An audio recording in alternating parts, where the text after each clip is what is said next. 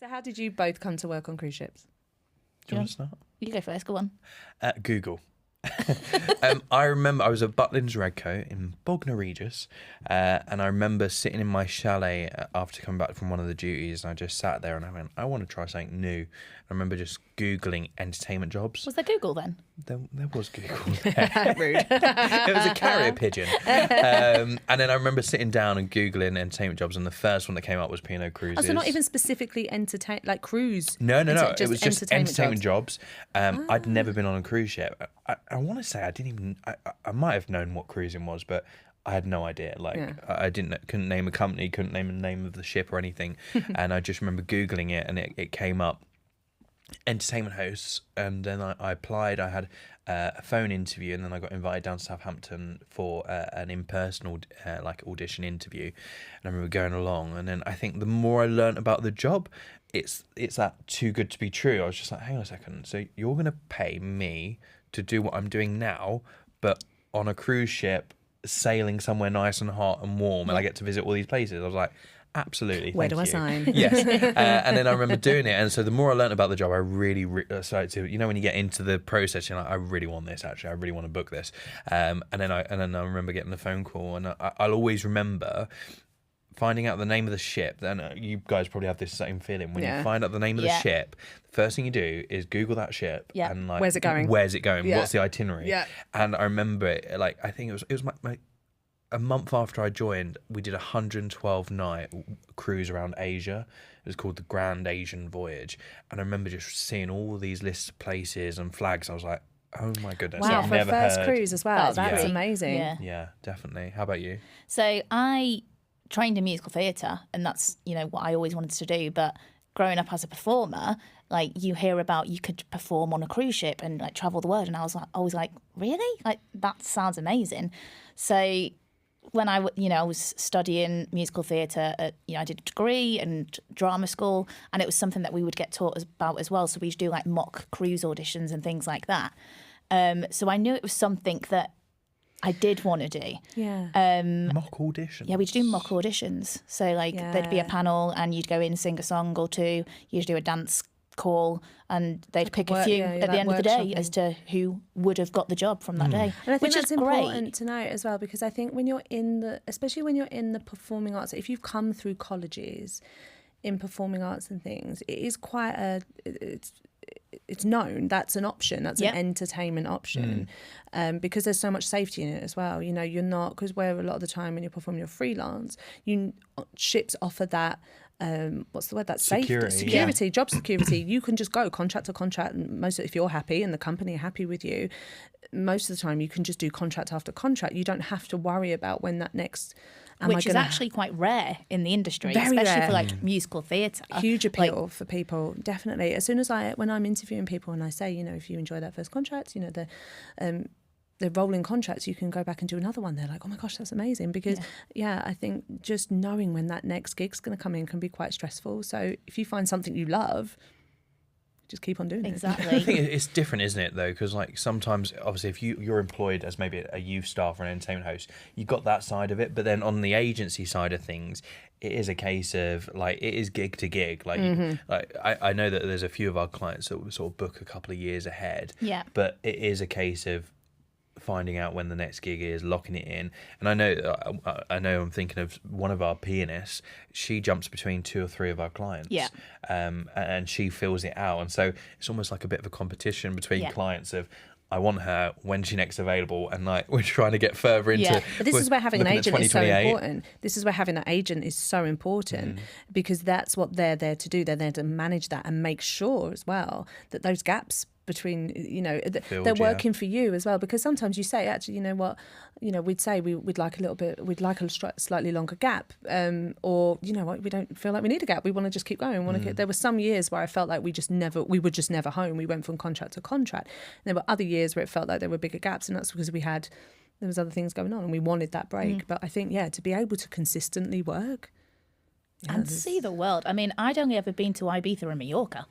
And then, so when I got offered... I'd been to Haven parks around the UK. So when I'd got offered the contract, it was as you said before, I remember I was on a tube going to teach a ballet class in London and got the email to say that I was being offered a contract. And I remember the exact ship, I remember the exact date, and I just sat there on the tube and cried because I was like so excited because I'd been wanting it for so long. And it changes your life. It's completely changed my life. So how do we? What was it like on that first week on board? So do we all remember our first ever ship? Yes. Never forget. So what's the ship? Where do we join? Let's go through that, Jade. So my first ship was the Silver Muse for Silver Sea Cruises, and I was flown out to Fort Lauderdale. And bearing in mind, I'd only ever been as far as Mallorca, and that was 10 years previous. So I hadn't been on a flight in 10 years. So I was going all the way to America. By yourself? Yeah, well, I was actually with the rest of my cast. So there were 6 of us all together. But I know you had rehearsals because we had rehearsals beforehand, Yes. So flown out to Fort Lauderdale, staying I was just excited to stay in a hotel in America. I was like, this is the best thing ever. And then we went to the ship the next morning. I just remember us driving up and seeing the ship, and I was like, wow, that is my home for the next 6 months. Like, that is crazy. And it just felt like an out-of-body experience. It was the weirdest thing. Like, I was so excited, but also petrified at the same time. Like, I'd never been that far away from home before, and I was like, am I going to be able to do this? I'd never been on a ship before, ever. So Same, yeah. I think that's so funny, like you saying that, and it just triggered that in me. Like, I don't think there's anyone out there that's worked on a ship that first time they see their ship as you're approaching it, you see it peer over the terminal, and as you're getting closer, you're like, how's it getting bigger and bigger and bigger? That's a really nice moment. Like, I haven't. Now I was around for your first ever ship contract, so that was a little bit different. So where we joined, my first ship was P&O Britannia, and at that time it was the newest ship, and she wasn't quite finished, so she was still in the shipyard, and that was in northern Italy. And I remember getting on, we flew from Manchester to, I can't even remember, but then we got on one of those tiny planes, you know, where it's like you might as well be holding onto your own suitcase. Like, it was so small, and I was like, oh my gosh, I'd never been on a plane like that before. And we landed, I believe we landed in, I can't remember where we landed, but we get on a minibus and we get taken to the shipyard, and it's in the middle of nowhere, and we're driving, so we go through these huge shipyard gates, and we're just driving. Even that is in itself as its own city. It was a long walk. It was a huge walk. And then we're going through it, and then you, like you said, Jade, you see your ship appearing, you're like, oh my gosh, there it is. And then getting there, but you know, it's not ready for the guests, you know, it's still getting everything put together. And I remember, like, we've talked about this so many times, that you go on and you queue up at the crew office, and usually that would happen on any ship anyway. You go to the crew office. The difference about this is that they were handing out hard hats to all the crew. And I remember just thinking, oh my goodness, so you've got all this stuff. Everything's covered in plastic. Yeah, well. Everything's covered in plastic. And I throw this hard hat at me, and they tell me my cabin number, and then off you go. And it's so daunting. Well, you think as a guest, when you get on board, you've got to learn that ship, haven't you? Yeah. And probably you have people that say, by the end of the holiday, I'm still finding new spaces. Well, as a crew member, you've got that times 2, because you've got all the crew areas, the corridors, the watertight doors, and you got to, when the watertight doors are closed, know which way you can go and which ways you can't go. and then suddenly you've got to learn all that, and you've got to learn it quickly. Do you know what I mean? Talk. How do I get to where I need to go for food? Where do I go for this training And then session? people start throwing around words like aft and forward and and port and starboard. And I remember at first thinking, oh my gosh, just say left and right, like, ugh. But it's incredible how quickly you acclimatise. Well, you have to anyway. You acclimatise, and and it becomes, you speak that ship talk, and you know your way around that ship. You know all the little back routes, and you know all the little, like, it's incredible how quickly it happens. Before you know it, you're helping that new person that's coming on with sort of like rabbit in headlights, and it's exciting. I always felt there was something exciting about going from that guest area through that crew only door. It made me feel important and special, like that moment of just like stepping into that space. I can go behind here. You can't. I can. I mean, it's not as glamorous as I think some people think it is, but still, it was our space away. That time for ourselves. I had to walk Catherine Jenkins through the crew area. Oh, there you go. I had to escort her through the crew area. Claim to fame. My claim to fame, being Catherine Jenkins' bodyguard when she came on board. But I had to walk her through the crew area. And I and she had this beautiful long gown, and I was like, oh no, this isn't going to go well. It's like, oh dear, if only the guests knew. And so what about safety duties? Because I didn't know. I just assumed I'm there, I'm an entertainment host, done. Safety duties are a big part. It's a second job. I'd have to know every item that was in a life raft. Like, you have to know all of that. It is like, there's a lot to learn, and you have to learn it all within that first few days on board. So you're not only doing a brand new job of, like, you know, you're doing all your performing and everything, or whatever your role is, but then you're having to learn all of this really, really important information that you have to know. And I think with different companies, with some of the companies we worked with, that training, because you get the training you need. That's I think what's important to emphasise, is you get the training that you need so that you know exactly what to do if an emergency were to occur. Everyone hopes you never ever need that training, but it's so important. And I think for different companies, with some companies you would have that training on board, and it's just kind of, you know, integrated with your training as you first join your ship. Some other companies you have to go and do a specific course before your contract, and that's luck of the draw with the company that you're working with. But both, you end up with these, and again, the extra skills, like, you know, I had a crowd management certificate, and I never thought I think mine's still in date. That just made me think, because I had to do, I was 19 and I did a crowd management and crisis. I can't remember the name. I think it's crowd and crisis management. Crowd and crisis management, but it was so interesting at 19 years old. Yeah. And you are suddenly responsible, obviously, with other people, of a venue of 900 people to evacuate in an emergency. But it's like that you say, it's a skill that you hope you'll never use. Yeah. But it's something important. That everyone will always have a safety duty. And like anything, I think, you know, when you start, a new job's daunting anyway, isn't it? And you throw all these kind of new things at you, and it is a lot. But it is...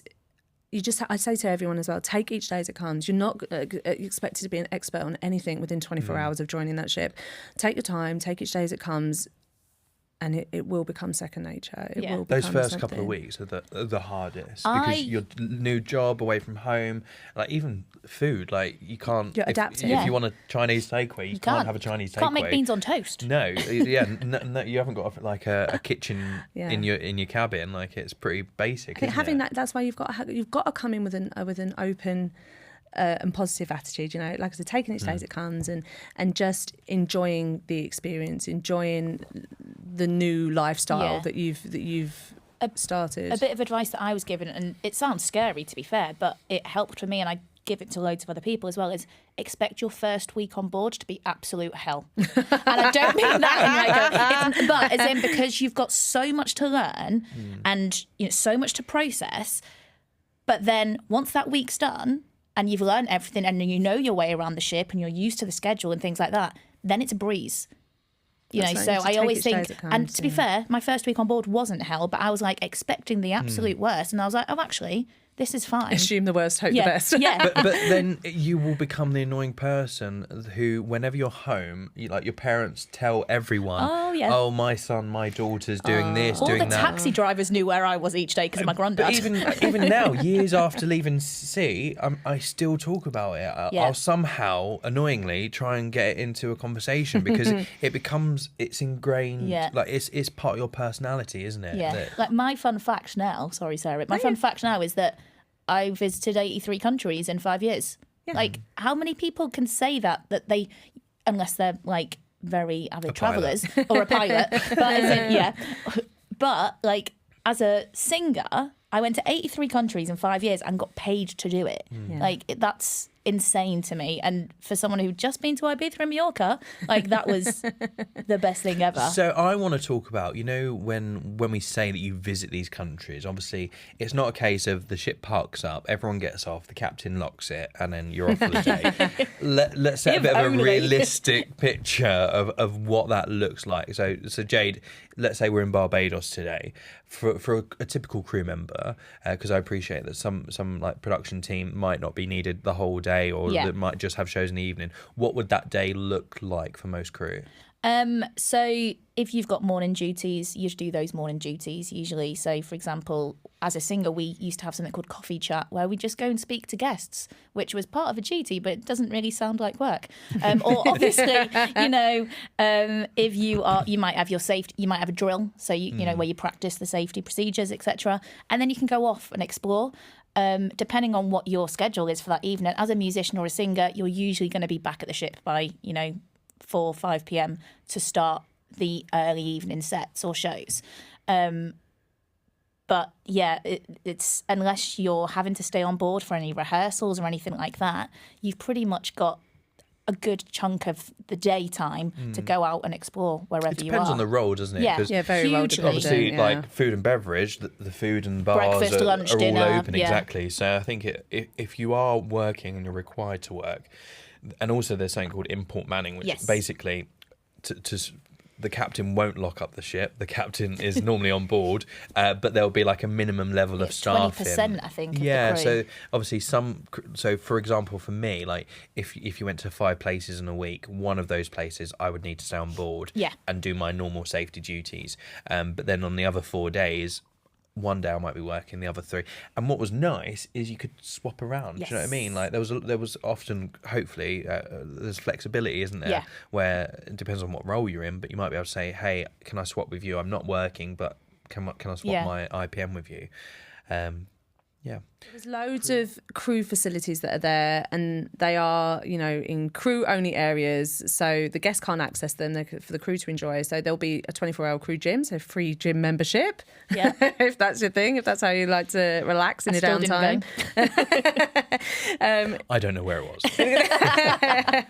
But this is the thing, some people, we're all different, right? And how we enjoy our downtime. A crew library? Exactly. There's usually a crew library. There'll be a crew bar. A lot of people as well don't realise that there's a medical team on board, and they're there to, serve the guests as well as they're there to keep an eye on the crew as well. If you have any kind of medical worries or anything, you can go and speak to a doctor or a nurse, or if you begin to feel unwell or things like that, that's what they're there for. They're there to help you as well. And there would be, just like your doctors at home, there would be, working hours. So you say, okay, this is the shift I'm doing today. I feel like I need to pop to see the doctor. I'm going to go there at 4 o'clock, and yeah, you can speak to doctors and nurses. So I think a lot of people don't realise that that's an option. But yeah, and you've got the crew bar. Yeah. Crew bar. Crew bar. Lots of memories. What a lovely place to be. Well, I think it's such an integral part of the ship for the crew, because everyone's working hard. Everyone's away from home. You're working 7 days a week, long days.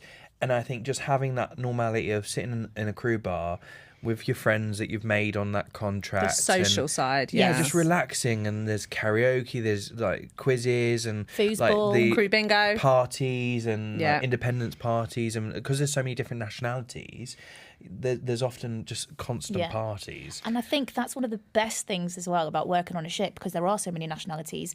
You're making friends with people from all over the world. You're learning so much about their cultures, their way of life. It's brilliant. I think if you ask any person that has ever worked on a cruise ship and you say, what do you miss about being on ships? I'd say 9 times out of 10 they're going to say the people, the social element, and the people that you meet, the people that you work alongside. And what's nice is that, the team that you work with, you're always going to get to know a little bit quicker, a little bit better, because you're working with them on a day-to-day basis. But it's the other people that you meet as well, that are working in other teams, and you get to meet them. So you're that broadening that horizon as well, and like you say, meeting different cultures and nationalities. It's a massive part of it for people. I think people go with I want to travel, I want to see more of the world, and like I said, but when they actually leave and they look back, it's the people that you miss, that they miss about the experience, for sure. And romance. Oh yeah, I met my wife on board, and so there's opportunities to make friendships there. Yeah, and like, well, even you, like me and you, we met in 2000. When did Britannia launch? 2015. 2015, yeah. But so you keep those connections, don't you? And I think you become skilled in making friendships quickly. Yes. Because like everyone's coming and leaving at this like different times. So like in your team, you could be leaving in 1 month, you could be leaving in 2 months. So I'm like, and then when you go, somebody else has come, and suddenly I've got a new friend there. So you just become really skilled at making those connections, and don't you? Yeah, and I think what's nice is everyone knows each other as well. So especially if you do, if you end up staying with the same company for a little while, it's nice because you go somewhere, and sometimes you have a reputation that kind of precedes you as well. Like, we'd change ships, and I'm like, oh, you guys, we've just come from here, or oh, did you work with so and so? Yeah, we were, and that's what's nice, and world. It's a very small, really world. small world. Really small. I world. was called on to a contract last minute, I think a week before before once to cover somebody. And so I was going to this ship by myself. But then as soon as I got on board, I saw so many familiar faces from other ships that I'd worked on, and that's the nicest thing. Even years later, Yeah. I went on holiday last year, and one of the waiters was one of the waiters from Britannia, and he looked at me, and you know when you have that. I know you, but then you're trying to remember what ship do I know you from, and it's just so nice. And like obviously some crew members have been there 20 odd years. I always say I think with cruising everybody has their own little expiry clock, and people leave for different reasons. They want a life on land, they want to start a family, whatever that is, but also people are still there. There are people there 20, 30 years, and they're just contract after contract after contract. Like, the company that I worked for, there was like parents and their kids working on board. I don't mean kids like 8-year-olds, as in like the parents had grown up working on board. I love it and when I then see their that, children had started working on board as well. And I just think it's... Do you know what's nice? I love as well, if sometimes if I'm interviewing or auditioning someone and they say my parents met on ships, and I'm always like, oh, it's so nice because it's like in their blood. That's how they're met. It's like if your daughter... I wanted to be a captain so I get unlimited free cruises in like a beautiful suite. That's the thing. If your daughter ended up working on cruise ships, she like it's such a lovely full circle moment, you know. And I think there's just this whole other world that's existing out there that not everybody knows about. And you want people to like. I think that's why we all enjoy what we do, because it's like, hey, you don't know about this, but let me just give you a little insight. And it will blow your mind. And like you say, Dean, is that we know it's not everyone's cup of tea. I think as an agency, whatever side of recruitment, casting, wherever we're in there, I think we all have a very personable quality, and we all like to be very open and honest with our candidates, with our musicians, with our whoever we're dealing with. I think we always have a very open, because we want them to be successful. We want them to know what to expect. We want them to go on board, hit the ground running, because you get the best out of them. Then they know what to expect. Hopefully they enjoy their time on board and they keep going back for other contracts. But I always say, like, sometimes you get to the end of the contract and you say, oh, the pirate's life is not for me, but I've had a great experience. It's time to move on, take the skills that I've learned, take them elsewhere. So like you say, I think what's important is that longevity is there if you want it, that career is there if you want it. Because it isn't for everybody. Like, working and living on a cruise ship is a very different way of life. You're living in this bubble that moves around, and it's not for everybody. You know, you might be sharing a cabin, which you might not be used to. You're working very long hours for, like, especially for some of the positions on board. You're away from family and friends. Like, you could be missing, you know, special things from. It can be really hard, but then you've also got all of the amazing things and You're the people. not paying for rent. Exactly. You're not paying to get there, all your food. And often for a lot of positions it's tax free. Yeah. Do you know what I mean? So there's loads of things. Like, I used it as an opportunity to save. Yeah. And I know people that have just stayed there and just brought houses. Yeah. Just kept on putting deposits down and buying. It can be a great way houses. to save. Yeah. Definitely can be a great way to save money. Amazing. Was that natural enough? Yes. Cut. Amazing.